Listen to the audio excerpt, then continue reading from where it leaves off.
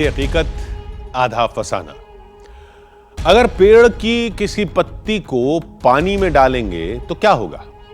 विज्ञान के मुताबिक पत्ती का वजन कम है, इसलिए वो पानी में तैरने लगेगी। ऐसे ही अगर आप किसी फल को, किसी सेब या अमरूद को पानी में डालेंगे तो जाहिर है वो फल पानी में डूब जाएगा। ये भी छोड़िए, अगर आप दूध को पानी में डालें तो दूध भी पानी में तैरता हुआ दिखाई देगा। लेकिन महादेव शिव का एक धाम है जहां पानी का एक कुंड है और कुंड में ऐसा कुछ भी नहीं होता। यानी पत्ती पानी में डूब जाती है, फल पानी पर तैरने लगते हैं, दूध की धार पानी की तलहटी में पहुंच जाती है। लोग कहते हैं ऐसा इसलिए होता है क्योंकि उस कुंड के नीचे शिव का बरसों पुराना स्थान है और वहां जो भी चढ़ाया जाता है वो सीधे शिव तक पहुंच जाता है।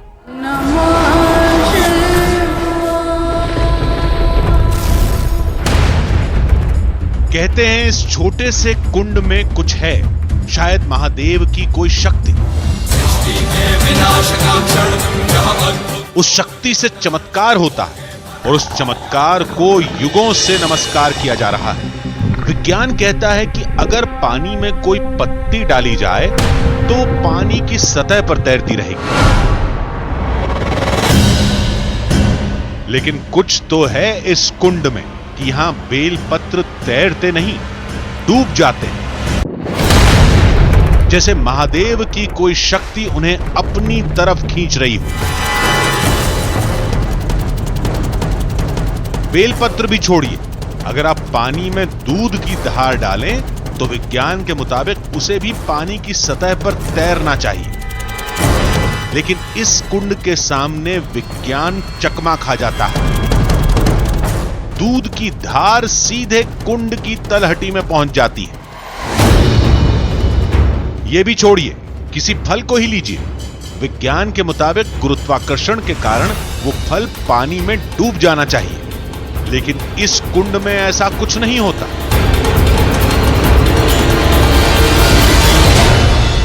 यहाँ पे भगवान शंकर जी का वास है, नीचे मंदिर बना हुआ है। मुझे कभी ऐसा नहीं लगा कि इसमें कोई अंधविश्वास हो।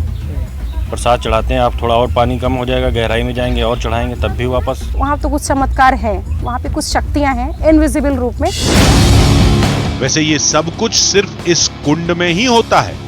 यही कोशिश कुंड के बाहर की जाए तो वही होता है जो विज्ञान के सिद्धांतों में लिखा है।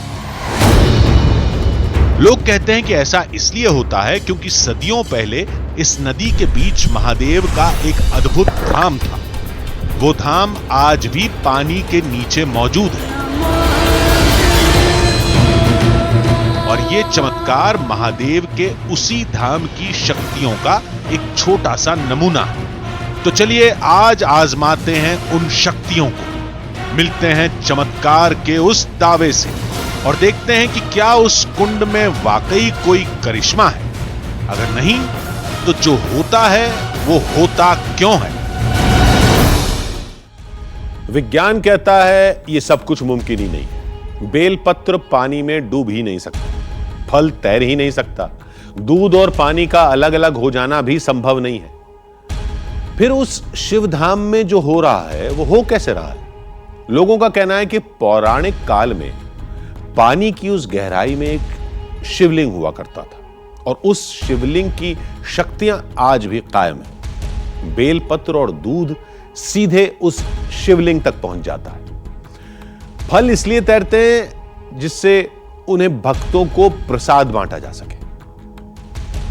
लेकिन इस दावे को हम इतनी आसानी से कैसे मान लें? हमने फैसला किया आज हम खुद उस शिव धाम में जाएंगे, चमत्कार के उस दावे को अपने सामने आजमाएंगे और हर मुमकिन तरीके से यह पता लगाने की कोशिश करेंगे कि वहां जो दिखाई देता है वही सच है या सच वो है जो हम आज तक देख ही नहीं पाए।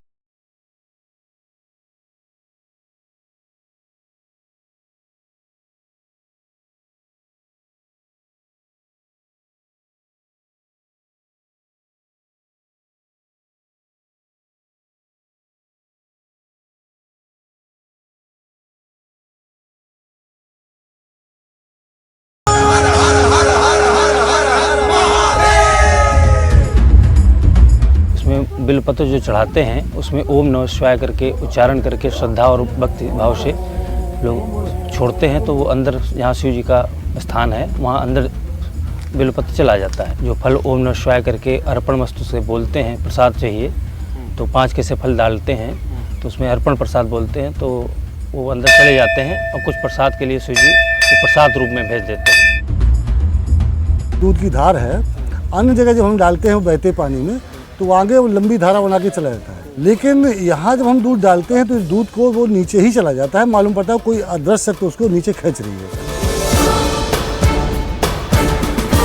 साइंटिफिक रीजन से वो नीचे नहीं जा सकते, वो जा रहे हैं, वहाँ तो कुछ चमत्कार है, वहाँ पे कुछ शक्तियाँ हैं इनविजिबल रूप में।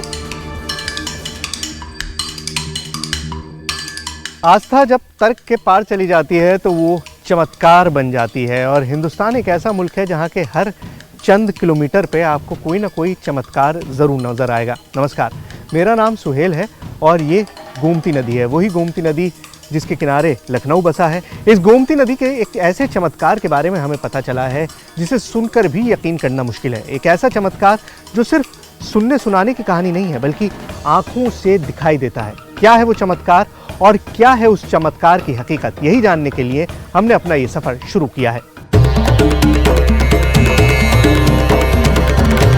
लखनऊ से करीब 90 किलोमीटर दूर है महादेव का वो अद्भुत धाम,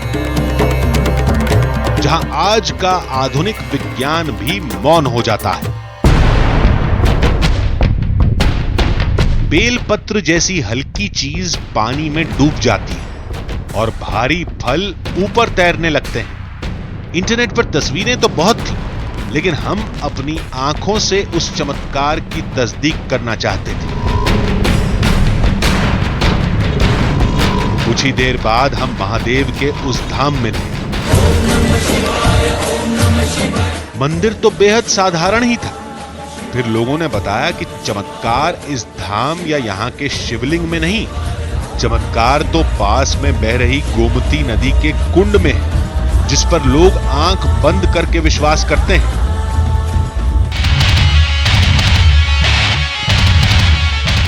उस चमत्कार को देखने के लिए हम कुंड पर पहुंचे, जहां एक महिला बेलपत्र लेकर पूजा कर रही थी। उसने एक एक कर सारे बेलपत्र कुंड में डालने शुरू कर दिए और वो बेलपत्र पानी में डूब गए।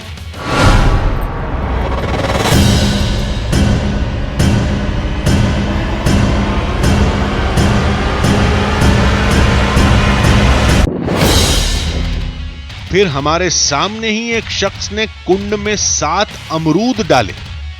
थोड़ी देर बाद 4 अमरूद अपने आप तैर कर ऊपर आ गए। एक भक्त ने प्रसाद के तौर पर कुंड में दूध डाला। दूध की धार तीर की तरह कुंड में समा गई। बाढ़ की वजह से पानी मटमैला हो चुका था, फिर भी सब कुछ साफ दिख रहा था। विज्ञान के मुताबिक बेलपत्र तैरना चाहिए था, सारे फल डूब जाने चाहिए थे और दूध को पानी की सतह पर रहना चाहिए था, लेकिन यहां तो सब उल्टा हो रहा था। केला पानी में नहीं डूबता, लेकिन अनार और अमरूद जैसे भारी फल कैसे तैर रहे थे? हमने ये सुना था कि यहाँ पे भगवान शंकर जी का वास है, नीचे मंदिर बना हुआ है, तो हमने दूध चढ़ाया, बेलपत्र चढ़ाया, पुष्प सब नीचे चले गए और फल भी चढ़ाए, तो फल वो हमारे ऊपर आ गए प्रसाद के रूप में। 5 चढ़ाए थे, 3 वापस आ गए। तो आपको क्या लगता है, चमत्कार है या ऐसे ही? नहीं, ये गॉड का वो है, भगवान का ही विश्वास है हमें है। बेलपत्र और भी जगह चढ़ाती होंगी, तो ऐसा कभी होता है? जी, बेलपत्र पानी में फर्स्ट टाइम हमने पानी में चढ़ाया नहीं, हाँ ऊपर आ जाते हैं वो तो सब ऊपर बेलपत्र फूल है सब ऊपर आ जाते हैं, फल भी नीचे चले जाते हैं, वो तो डूब ही जाते हैं। और फर्स्ट टाइम हमने यहाँ पे तो फर्स्ट टाइम ही चढ़ाया है, तो गोला मंदिर में चढ़ाया लेकिन वो सब तैरने लगते हैं, वो ऊपर नहीं आते हैं, कभी ऊपर नहीं आते हैं। जो कहीं नहीं होता वो यहां कैसे हो रहा था, और वो भी विज्ञान के सिद्धांतों के खिलाफ। ये विज्ञान की कोई अबूझ पहेली थी या वाकई कोई चमत्कार? इस गुत्थी को अब हमें सुलझाना था, जिसकी शुरुआत हमने मंदिर के पुजारी से की। ये महाराज यहाँ क्या चमत्कार होता है? ये बाबा रुद्रावर्त है। कब से देख रहे हैं बाबा? ये पुराचीन स्थान है। अच्छा। आजंत का, इसको आजंत कोई आज तक पार ही नहीं पाया है। अच्छा। ये बनाया नहीं है। हाँ। ये तो अभी बना हुआ है। हाँ। ये पुराचीन स्थान है। मतलब यहाँ पे जो सामने पुराचीन स्थान, इसके अंदर गुप्त शिवलिंग गुप्त है, लिंग गुप्त है। हाँ। उसमें ओम बनता बिगड़ता है। हाँ। जब पानी इसमें का घट जाता है हाँ। तो कईयों मूर्ति बनती बिगड़ती है। हाँ। पिंडा तो की आप बनती। बेलपत्र की बात कर रहे हैं, आप कह रहे हैं कि ये बेलपत्र हम चढ़ाएंगे। हाँ। तो ये जो है ऊपर आ जाएगा। ये शेकार करेंगे तो अंदर नीचे जाएगा, चला जाएगा। अंदर चला जाएगा, नहीं शेकारेगा ऊपर आ जाएगा। अच्छा चलिए ठीक है, अभी हमारे पास ये है, बाबा से हम करवा के देख लेते हैं। बाबा लीजिए, मुझे दिखाइए कि किस तरह से होता है। ये बेलपत्र आप लीजिए, आप अपने हाथ से करिए। ये देखिए बेलपत्र है, पानी पत्ता ऊपर तैरना चाहिए। चलिए बाबा। ओम शिवार्पणम, शिवार्पणम। इसको देखो अपना।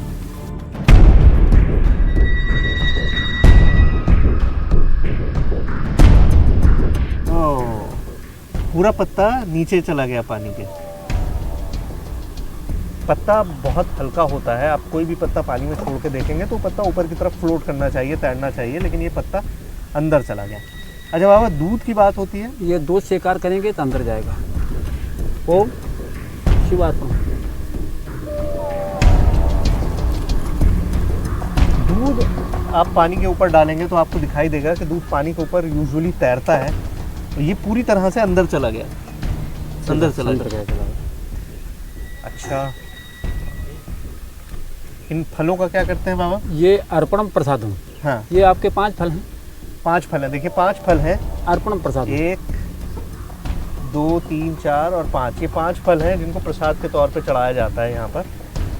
वो देना चाहेंगे वो दे देंगे, लेना चाहेंगे तो ले लेंगे। अच्छा, सारे लेना चाहेंगे तो सारे ले लेंगे, और कोई वापस करना चाहेंगे तो वापस दे देंगे।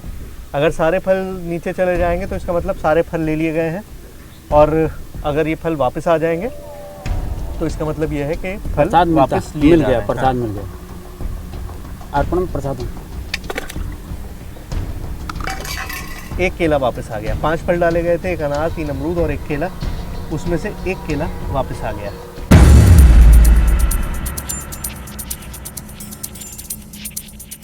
हमारे फलों के साथ वही हुआ जो होना चाहिए था, लेकिन बेलपत्र को तो पानी पर तैरना चाहिए था, वो कैसे डूब गया ये समझ में नहीं आ रहा था। अभी हम इस उलझन में पढ़े ही थे कि चमत्कार से जुड़ी एक खास बात जानने को मिली। इस कुंड के बारे में जो एक कहानी है वो ये कि आप जो भी यहाँ पर चमत्कार देख रहे हैं वो इसी कुंड की बाउंड्री में होता है। वो बाउंड्री हमको दिखाई नहीं दे रही क्योंकि चारों तरफ पानी है, अभी बहुत ऊपर तक पानी है।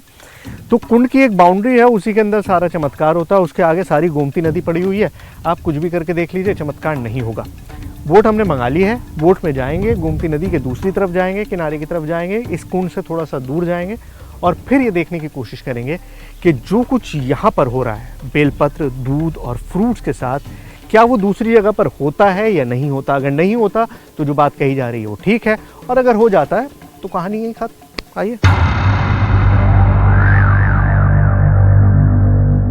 नाव पर सवार होकर हम नदी की दूसरी तरफ पहुंचे, यानी उस कुंड से काफी दूर जहां से हमें अपनी पड़ताल को नई दिशा देनी थी। अब हम उस कुंड से काफी दूर आ चुके हैं, नदी का प्रवाह है, बोट आराम से बह रही है। थोड़ा सा सेंटर में ले लीजिए। तो सबसे पहले एक्सपेरिमेंट करते हैं इस बेलपत्र के साथ। बेलपत्र आपने देखे कि किस तरह से सिंक कर जाता है, डूब जाता है। यहाँ पर ये बेलपत्र है, इसको मैं ये डाल रहा हूँ, ये देखिए ना, बिल्कुल भी नहीं डूबा, तैरता रहा। अब ये दूध वाला एक्सपेरिमेंट कर लेते हैं। दूध का आपको पता ही है कि क्या होता है। दूध वाला एक्सपेरिमेंट करके देखते हैं। ये देखिए, देखिए बिल्कुल देखिए उसी तरह से दूध तैरता रहा। दूध आपने अगर वहाँ देखा होगा तो दूध पानी के अंदर चला जाता है, बिल्कुल पानी के अंदर चला जाता है, लेकिन यहाँ पर दूध तैर रहा है। अब मेरे पास ये 5 फल हैं, गिन लीजिए। 1 केला है, 3 अमरूद हैं और 1 अनार है। 5 फल है, मैं आपको दिखा देता हूँ।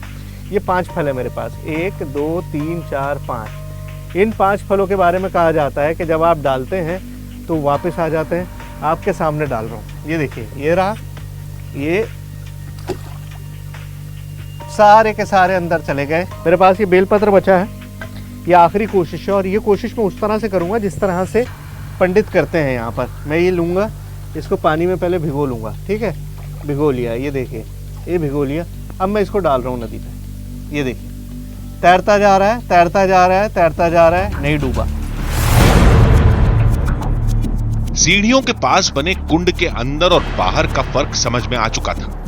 कुंड के अंदर बेलपत्र डूब जा रहे थे, कुंड के बाहर वही बेलपत्र तैर रहे थे। वहां कुछ फल पानी की सतह पर तैरते थे, जबकि बाहर वही फल डूब रहे थे। कुछ ऐसा ही दूध के साथ भी हो रहा था। किनारे लौटने तक एक बात साफ हो चुकी थी कि हमें अपनी पड़ताल को इस कुंड तक ही सीमित रखना था, लेकिन पड़ताल आगे कैसे बढ़ाई जाए ये समझ में नहीं आ रहा था। फिर लोगों ने कहा कि इस कुंड के चमत्कार को जानना है तो इस इलाके को समझना होगा। ये जो पूरा नैमिषारण्य है, इसका एक अलौकिक इतिहास है और इस क्षेत्र को नाभि गया नैमिषारण्य कहा गया है। और ये जो नैमिषारण्य है, ये नाभि गया नैमिषारण्य के नाम से जाना जाता है। इस भूमि पर 88,000 ऋषि, 33 करोड़ देवताओं का वास है और आज भी प्रत्येक अमावस्या को यहाँ पर लाखों लोगों की भीड़ होती है। नैमिषारण्य का जिक्र रामायण में भी है और महाभारत में भी। जहां रामचरितमानस में तुलसीदास ने तीरथ नैमिष का जिक्र किया है, तो वहीं महाभारत में इसे पंचाल राज्य का हिस्सा बताया गया। कहते हैं महर्षि दधीच ने इसी जगह पर अपनी अस्थियां इंद्र को दान में दी थी और वेद व्यास ने इसी नैमिषारण्य में कई वेदों और पुराणों की रचना की थी। ये तस्वीर आस्था की वो तस्वीर है जो इस कुंड में आज से नहीं बल्कि हजारों सालों से देखी जाती है। लोग आते हैं, अपना प्रसाद लेकर आते हैं, उसे चढ़ाते हैं और उनकी आंखों के सामने वो चमत्कार होता है जो हमको वाकई हैरत में डाल सकता है। लेकिन चमत्कार सिर्फ इस कुंड का नहीं है, इस इलाके में और सैकड़ों ऐसी चीज़ें हैं जिनके बारे में हमको पता चला। ये चमत्कार तो आंखों के सामने है, जिसे देखकर यकीन करना मुश्किल है। ऐसी बहुत सारी बातें बताई गई जिनको सुनकर भी आप उन पर यकीन नहीं कर सकते।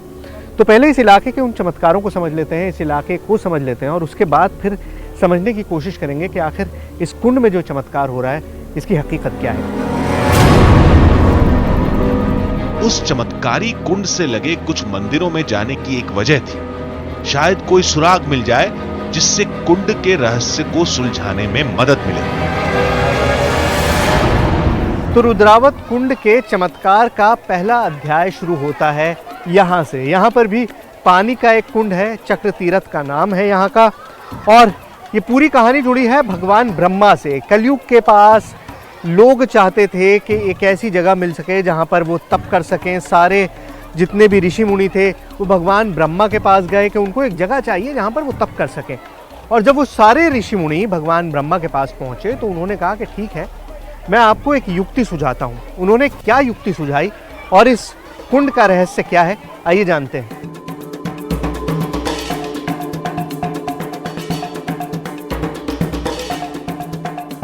कालांतर में जब ऋषियों ने ब्रह्मा जी से प्रार्थना किया और ये यहाँ पर जब गिरा है तो इसके गिरने से इसका जो धुरा था, सेंटर जो था, ये पृथ्वी में शीर्ण हो गया।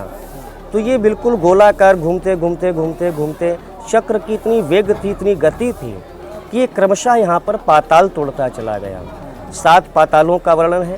तो क्रमशः 1 पाताल, 2 पाताल, 3 पाताल टूटते गए और ये कुंड जैसी जो आकृति हम आज देख रहे हैं ये पूरा नीचे से जलमग्न करता चला गया। लेकिन यहां तो कहानियों के सिवाय कुछ नहीं मिला। हमने लौटने का फैसला किया। उससे पहले बाहर से कुछ बेलपत्र और रास्ते में कुछ फल खरीदे।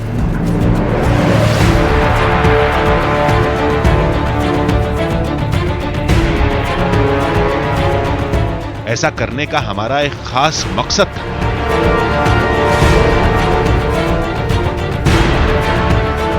तो हमने बेलपत्र भी खरीद लिया, फ्रूट्स भी खरीद लिए, फूल भी ले लिए, वो सारी चीज़ें ले ली जो इस कुंड पे चढ़ाए जाते हैं। और कोशिश ये करके देख रहे हैं कि बाहर से जो चीज़ें ली गई हैं उनका असर क्या होगा जब उनको कुंड में डाला जाए। लेकिन जैसा कि यहाँ लोगों ने कहा कि आप भले कुछ भी कर लीजिए, आप पानी बदलिए, फ्रूट बदलिए, आप कहीं से भी लेकर आइए, होगा वही जो सदियों से होता आया है, वो चमत्कार नज़र आएगा। और उनका ये कहना है कि अगर आप ये सारे एक्सपेरिमेंट कर रहे हैं इसका मतलब आप डाउट कर रहे हैं, जबकि ऐसा कुछ नहीं है। हमारा चमत्कार पे कोई डाउट नहीं है, लेकिन हम चाहते हैं कि जो चीज़ हमारे सामने हो रही है उसको हम अच्छे से ठोक बजा कर देख लें ताकि यकीन हो जाए कि जैसा नज़र आ रहा है वैसी ही हकीकत है।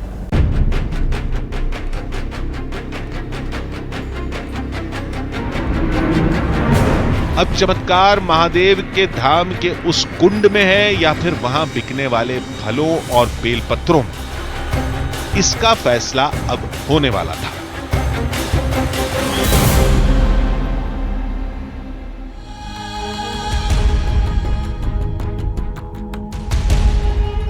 कहानी के इस मोड़ पर कुछ बातें हमारे साथ थीं, तो कुछ बातें हमारे खिलाफ थीं।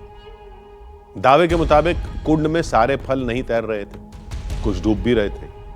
हालांकि आस्था से जुड़े लोगों के पास इसका भी जवाब था, लेकिन हमारे लिए मसला उनका जवाब नहीं, बल्कि वो बातें थीं जो हमारे खिलाफ खड़ी थीं। हमारी आंखों के सामने बेलपत्र डूब रहे थे, भारी फल तैर भी रहे थे। अब तक ये बात भी साफ हो गई थी कि कुंड का चमत्कार नदी के दूसरे हिस्से में नहीं होता। तो क्या वाकई वो कुंड चमत्कारी है? लेकिन हम इतनी जल्दी हार नहीं मानने वाले थे। हमने पड़ताल के लिए कई पैंतरे आजमाए, फलों को बदला, दूसरे मंदिर के बेलपत्र को आजमाया, यहां तक कि कुंड के पानी का अलग से टेस्ट भी किया।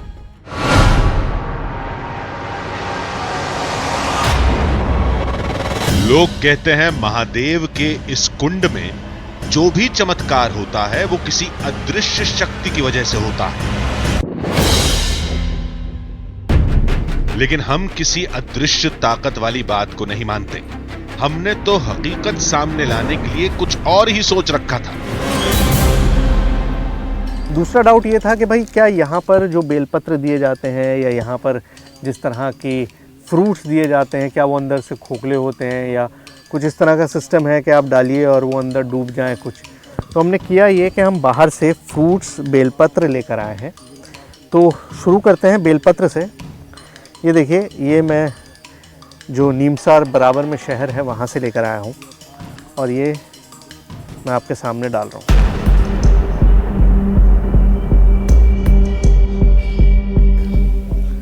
ये देखिए, बिल्कुल सेम इफ़ेक्ट हो रहा है। ये पत्ती जो ऊपर तैरनी चाहिए क्योंकि बहुत हल्की होती है, वो पत्ती बिल्कुल लीड की तरह सिंक करती जा रही है, जैसे किसी भारी चीज़ को डाल दिया गया है। हमने एक और कोशिश की, लेकिन नतीजा फिर वही। अब फलों की बारी थी।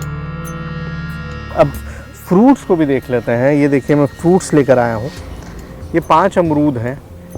मैंने लिए तो 2 किलो थे, लेकिन मैं 5 अमरूद लेकर आया हूँ और सब छोटे छोटे हैं, लाइट हैं। मुझे लगता है कि इनमें से कोई भी वापस नीचे नहीं जाना चाहिए, सब ऊपर तैरने चाहिए। तो अब देखते हैं इन फ्रूट्स के साथ क्या होता है। गौर से देखिएगा। 1 2 and 3 and 4, 4 वापस आ गए, 1 अमरूद नीचे चला गया। यहाँ पर भी वही हुआ जो होता है नॉर्मली, बिल्कुल कुछ भी अलग नहीं हुआ। ये 4 अमरूद ऐसा लग रहा है जैसे तैर के मेरे सामने खुद आना चाह रहे हो। ये देखिए, अब मैं वापस उठा लेता हूँ आपके सामने। अनकट शॉट है, कहीं पे भी कोई ट्रिक नहीं है, कोई एडिटिंग नहीं है, कुछ भी नहीं है। ये देखिए, ये लीजिए। ये क्यों हो रहा था, कैसे हो रहा था, कुछ समझ में नहीं आ रहा था। मान्यता है कि कुंड के जिस हिस्से में बेलपत्र डूबते हैं उसके नीचे प्राचीन काल का एक शिवालय है। कहते हैं उसी शिवालय में रखे शिवलिंग की वजह से यह चमत्कार होता है। अगर पानी साफ रहता तो शायद हम कुछ देख पाते। हमने गोप्रो कैमरे की मदद से कुंड के नीचे की तस्वीरों को कैद करने की कोशिश की, लेकिन बाढ़ के गंदे पानी ने सारा खेल बिगाड़ दिया। अब पानी में उतरने के अलावा कोई चारा नहीं था। इस कुंड की गहराई, इसकी बनावट इस वक्त हमारी नज़रों से ओझल है, क्योंकि गोमती नदी में पानी बहुत ज़्यादा है और पानी इतना ज़्यादा है कि पूरा कुंड जो है इसके नीचे डूब चुका है। अब एक स्पेसिफाइड एरिया है, एक बाउंड्री वॉल बनाई गई है, एक जगह बताई गई है कि इसी के नीचे भगवान शिव का वास है और इसीलिए जो भी अर्पण किया जाता है वो इसी पर किया जाता है। लेकिन अभी आपको वो नहीं पता चलेगा, पूरा नदी का स्वरूप ही दिखाई दे रहा है क्योंकि यहाँ पर चारों तरफ पानी भर चुका है। और मैं बाउंड्री वॉल पर ही खड़ा हूँ। मैं इस वक्त उस तालाब के बाउंड्री वॉल पर हूँ और ये कितना गहरा है इसका अंदाज़ा आप लगाइए। देखिए यहाँ अभी इतना है और अभी ये जब इससे नीचे चला जाता है तो ये पूरा का पूरा अंदर चला जाता है। 15 फीट 20 फीट की गहराई है करीबन और ज़्यादा आगे जाने के बाद। जगह बदल कर देख ली, बेलपत्र और फल बदल कर भी आजमा लिया, अब तो बस पानी बच गया था। लेकिन कुंड का पानी बदलना तो नामुमकिन था। फिर हमने एक उपाय लगाया। कुंड के इस चमत्कार के अंदर जो एक इम्पॉर्टेंट थीम है वो पानी है। गोमती नदी का पानी है, उस पानी में आप बेलपत्र चढ़ाते हैं, फ्रूट चढ़ाते हैं, दूध डालते हैं और वो सारा चमत्कार होता है। यानी कि जो सेंट्रल थीम है वो पानी है। अब मैंने सोचा ये है कि मैं पानी का सोर्स बदल के देखता हूँ। ये पानी मैंने नलके से लिया है, पूरी बाल्टी भर के। इस पानी को उसी तालाब के पास, उस कुंड के पास गोमती नदी में हम लेकर जाएंगे और उसके बाद हम वही सारी चीज़ें दोबारा से करने की कोशिश करेंगे जो हम कुंड में करते हैं। बेलपत्र डालेंगे, फ्रूट्स डालेंगे, दूध डालेंगे, तो देखेंगे कि उस जगह का असर है या कुंड के उस पानी में ही कुछ ऐसा है जिसकी वजह से ये सारी चीज़ें होती हैं। तो ये बाल्टी का पानी है, आइए देखते हैं।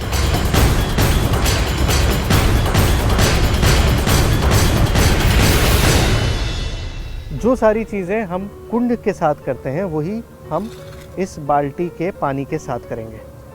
सबसे पहले ये बेलपत्र के 2 पत्ते हैं, ठीक है जी, ये समझ लीजिए।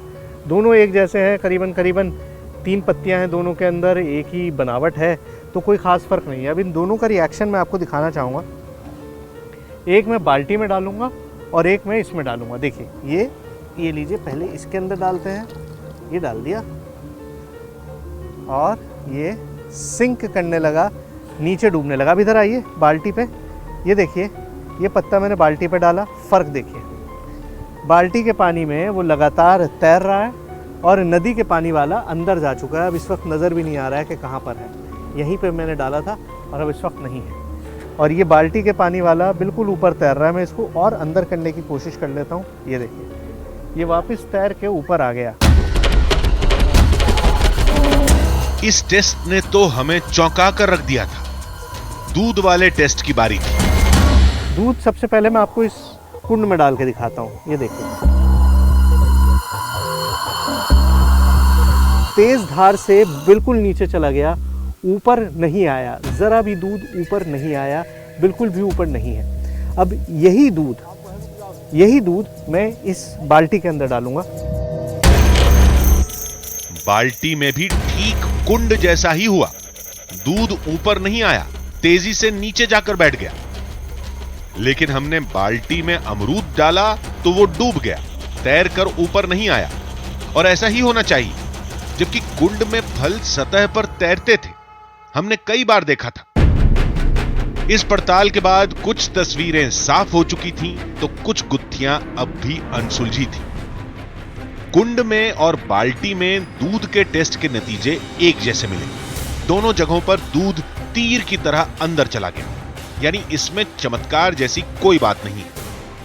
चलिए फलों को भी मान लेते हैं कि उनके तैरने और डूबने में उनके आकार और वजन का असर हो सकता है। लेकिन बेल पत्र तो पत्ता ही है, उसे तो तैरना चाहिए था। लेकिन हमारे हर टेस्ट में बेल पत्र डूबता हुआ ही दिखाई दिया, बिल्कुल वैसे ही जैसा चमत्कार के दावे में बताया जाता है। मैं इससे ज़्यादा एक्सप्लेन नहीं कर सकता हूँ। अब कोई साइंटिस्ट, कोई वैज्ञानिक ही इन चीज़ों को और ज़्यादा खोल के बता सकता है कि आखिर इसमें हकीकत क्या है और फसाना क्या है। चलिए, कुंड से जुड़े सवालों के जवाब हासिल करने के लिए हम दिल्ली में एक तर्कशास्त्री के पास पहुंचे, जिन्होंने विज्ञान के कुछ सिद्धांतों का हवाला देकर बताया कि भारी दिखने वाली हर चीज पानी में डूबे ऐसा जरूरी नहीं होता। बॉयंसी इन चीज़ों के हिसाब से जिसने बताया कि जहाज तैर सकता है, जबकि बहुत बड़ी है, सीधी है। दूसरा, कोई चीज़ तैरेगी वो भार के अलावा इस पर भी निर्भर होता है कि जो आपका पानी है वो कितना साफ है। वास्तव में तो मानो तो गंगा माऊ, ना मानो तो गंदा नाला है, तो आप देखिए तो वो जहाँ पे आप तैरने की कोशिश कर रहे हैं तो साफ पानी है नहीं। लेकिन हमारा मसला ये था कि उस कुंड में कुछ अमरूद डूब रहे थे तो कुछ तैर रहे थे। ये कैसे हो रहा था? एक ही इंसान है, वही तैराक है, कोई अपने शरीर को थोड़ा सा फैलाएगा तो तैरेगा, थोड़ा सा सिकोड़ेगा तो डूब जाएगा। तो वो जो 3 अमरूद हैं उनका क्या भार है और वो सतह पे कितने फैले हुए हैं, इन बातों में निर्भर करेगा। जैसे मैंने बताया जहाज और सुई, अब आप दुकानदार से खरीदेंगे तो अगर 3 अमरूद है तो तराजू में तोलेगा ना वो, तो अब तराजू में एक एक करके तोलिए, तीनों का फर्क पता चल जाएगा आपको। तो रोज कर तो रहे हैं आप ये, तो तीनों अलग, तो तीनों अमरूद अलग है, तराजू में आप रोज तोलते हैं उसको। वो 3 जो आप कह रहे हो एक जैसे अमरूद नहीं, हाँ तीनों फल अमरूद जरूर है। हमने ऐसी रिसर्च से जुड़ी कुछ तस्वीरें देखी जिनमें केले समेत ज्यादातर फल पानी में तैरते दिखे। यहां तक कि तरबूज और अनानास जैसे भारी फल भी, लेकिन उस कुंड में बेलपत्र कैसे डूब जाते हैं? पानी का फर्क होता है, कोई चीज तैरेगी वो इस पे भी निर्भर करता है कि वो पानी कितना गाढ़ा है। अगर पानी में नमक बड़ा होगा, आप घर में कर सकते हैं, चम्मच लीजिए, चाय पीते हैं, चीनी डालते जाइए, वो गाढ़ा गाढ़ा होता चला जाएगा। ऐसे समुद्र का पानी जो है साफ नदी के पानी से ज्यादा गाढ़ा होता है, उसमें नमक होता है, तो इसलिए उसमें तैरना आसान होता है। हाँ, अगर आपकी नदी गंदा नाला हो गई है तो उसमें भी वो कोई भी चीज तैर पाएगी, क्योंकि इतनी गाढ़ी हो जाएगी, और इतनी गाढ़ी भी हो सकती है कि आप उस पर लेट सकते हैं, चल सकते हैं। तो पानी कितना गाढ़ा है ये भी फैसला करता है कि कोई चीज उस पर तैरेगी या नहीं तैरेगी। वैसे कुंड का पानी बाढ़ की वजह से गंदा तो था, लेकिन लोगों के मुताबिक बाढ़ तो आती जाती रहती है, लेकिन कुंड का चमत्कार रोज होता है और सदियों से यही होता आ रहा है। जबकि विज्ञान के मुताबिक ये चमत्कार नहीं बल्कि वजन, आकार और पानी के कुछ खास गुणों का मिला जुला नतीजा है।